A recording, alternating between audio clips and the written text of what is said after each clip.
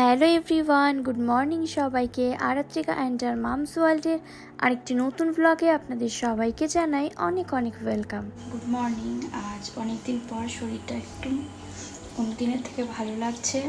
এখন বাজে 5:30, আমার স্নান হয়ে গেছে। মেয়ের জন্য এবার সকালে ব্রেকফাস্টটা বানাচ্ছি। তো চলুন ব্রেকফাস্টটা বানিয়ে নিই, তারপর আপনাদের সঙ্গে দেখা হবে।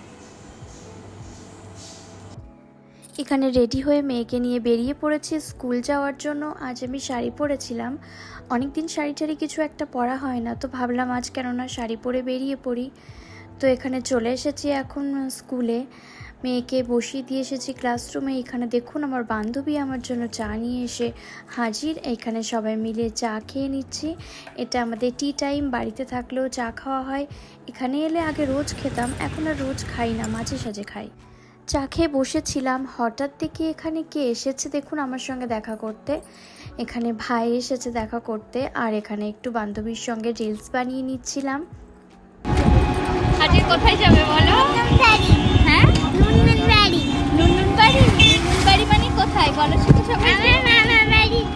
তাই? তুমি হ্যাপি? তো মেয়ের ছুটির পরে মেয়েকে নিয়ে এখানে বেরিয়ে পড়েছি। আজ কিন্তু ও খুব হ্যাপি, ও আজ মামা বাড়ি যাবে, তাই আজ আমিও কিন্তু খুব হ্যাপি। আসলে বাড়িতে যেতে সব মেয়েদেরই ভালো লাগে।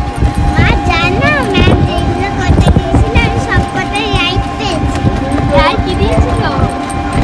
আমাদের পশু পাখির নামগুলো আর হলো কি আর আনহেলদির নাম দিয়েছি।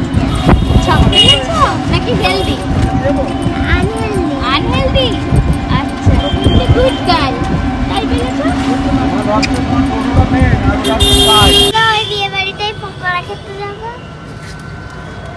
এই যে এখানে বন্ধন লেখা আছে, এটা এখানে সব রকম বিয়ে তাছাড়া অন্য সব রকম অকেশন সেটা এখানে হয়। তো এইখানে কাল রাতে মেয়ে এসেছিল বাড়ির সবার সঙ্গে একটা রিসেপশন অ্যাটেন্ড করতে। তো কাল যেহেতু মঙ্গলবার ছিল, আমি মঙ্গলবারে কোনো ননভেজ খাওয়াই না, আমিও খাই না, বাড়ির কেউই খাই না। তো সেই জন্য কালও এখানে সব ভেজই খেয়েছে। তো এখন বায়না হচ্ছে ও নাকি এখন এইখানে যাবে পকোড়া খেতে, তাহলে আমি এখন কি করব? এখানে বাড়ির প্রায় কাছাকাছি চলে এসেছি, তো এবার চলুন বাড়িতে যাওয়া যাক। বাড়ি চলে এসেছি। এসে আমার মেয়ে প্রথম কাজ সিঁড়িতে উঠতে উঠতে যেটা, এখানে একটু ও দাঁড়িয়ে পড়ে এই যে অ্যাকোয়ারিয়ামগুলো দেখতে। আর এই যে কচ্ছপটা একটু বড় হয়েছে, ও কিন্তু ভীষণ ছোট্ট ছিল, একদম ছোট আনা হয়েছিল ওকে।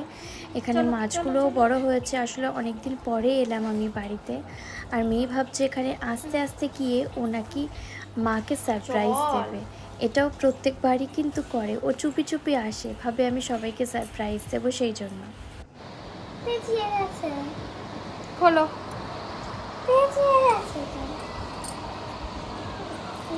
ছাড়ো, তুমি ছাড়ো না।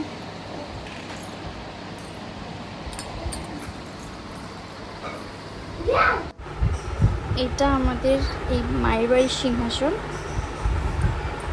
যেটা গোপাল, রাধাকৃষ্ণ, জগন্নাথ।